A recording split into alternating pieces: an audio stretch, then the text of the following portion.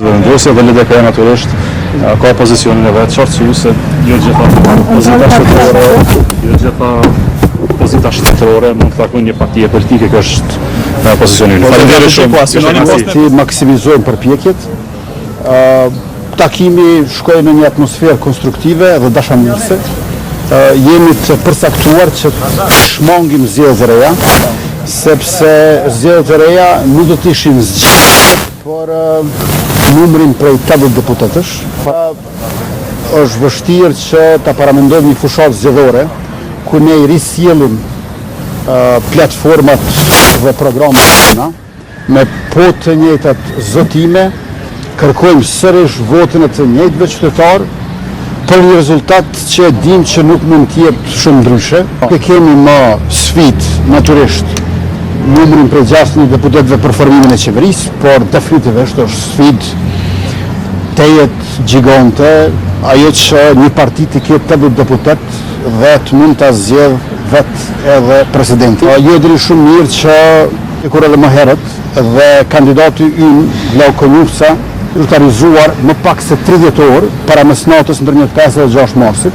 Mulhaxha Kolçaku është zyrtarizuar më pak se 3 orë para mesnatës ndërmjet 5 dhe 6 marsit, pra detyruar për benda subjektit tonë, ndërkohë kur nuk nxjerrte askush asnjë propozim për kandidat. Vëllëmi tani ku ndodhemi, unë vazhdoj të jem optimist se me takime dhe bisedimet e këtilla do të mund të arrijmë një marrëveshje politike, por atmosfera konstruktive në njërin anë, shamirësia që të shmangin zgjedhjet e reja që nuk janë zgjidhje e re në anën tjetër, më bën optimist për këto 3 javët e mbushura që uroj të mos i shfrytëzojnë deri në ditën apo nganjëherë siç po bëhet në institucionet tona orën e fundit. Transparenca i përket procesit, mirë po megjithatë takimi ishte të dhe ne duhet të ruajmë konfidencialitetin e bisedimeve. Në momentin kur propozimet, iniciativat sjellin rezultat konkret, atëherë do të mund të përgjigjemi konkretisht për të arriturat.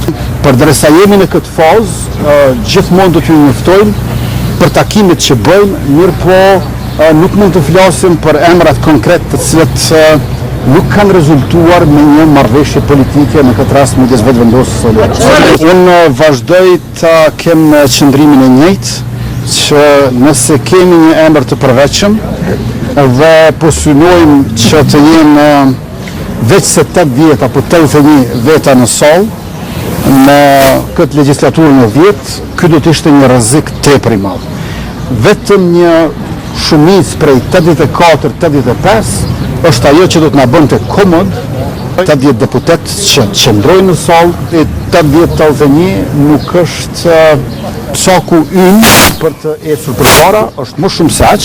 80-81 duhet të jetë rezultati i mbramë në rastin më të keq. Pohëm edhe me kryetarin e PDK-s Betri Hamza, për shkak se presidenti nuk do të jetë jo vetëm i një partije, po as i 2 partije.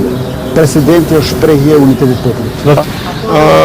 Partia Demokratike e Kosovës asnjëherë nuk ka nxjerrë asnjë emër përpara nesh.